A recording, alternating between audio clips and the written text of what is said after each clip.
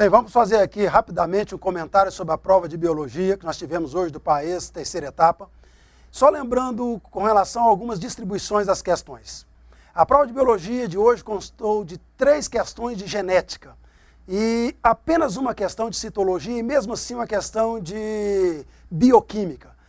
Poderia ter sido uma prova um pouco mais trabalhada, né? Nós pegamos, por exemplo, a bioquímica, tem tanta coisa, tem proteínas, tem sais minerais, carboidratos, lipídios, ácidos nucleicos, e eles cobraram uma questão inteira apenas sobre vitaminas. Outra questão que a gente gostaria de lembrar é com relação ao outro setor. A genética, por exemplo, foram cobradas 3 questões e não lembraram de origem da vida e nem de evolução.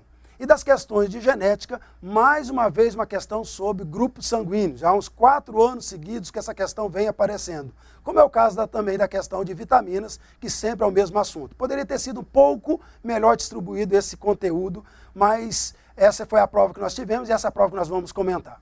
Pois bem, com relação ao nível de dificuldade, nós classificamos essa prova como tendo 3 questões ou 3 itens fáceis, 8 de nível médio e desses 5 itens difíceis. Consequentemente, se a gente pegar essa prova, ela é uma prova de nível médio para difícil. O problema é que alguns desses itens que foram considerados difíceis tinham problemas, inclusive, na questão da redação. Era a prova um pouco complexa, com problemas de português, que dava ambiguidade, que poderia deixar o aluno um pouco confuso com relação à interpretação.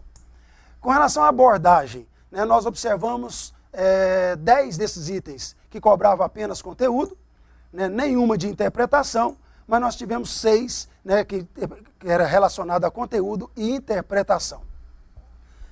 Com relação à interdisciplinaridade, mais uma vez, essa prova deixou a desejar. A prova de biologia poderia ser mais explorada com relação a essa interdisciplinaridade. Nós observamos que nenhum item interdisciplinar e 16 apenas com relação à biologia. Mais uma vez eu digo, por exemplo, a prova de bioquímica poderia ter explorado proteínas, ácidos nucleicos, vitaminas, sais minerais e ampliar com relação à química, o que poderia ter tornado a prova um pouco mais interessante.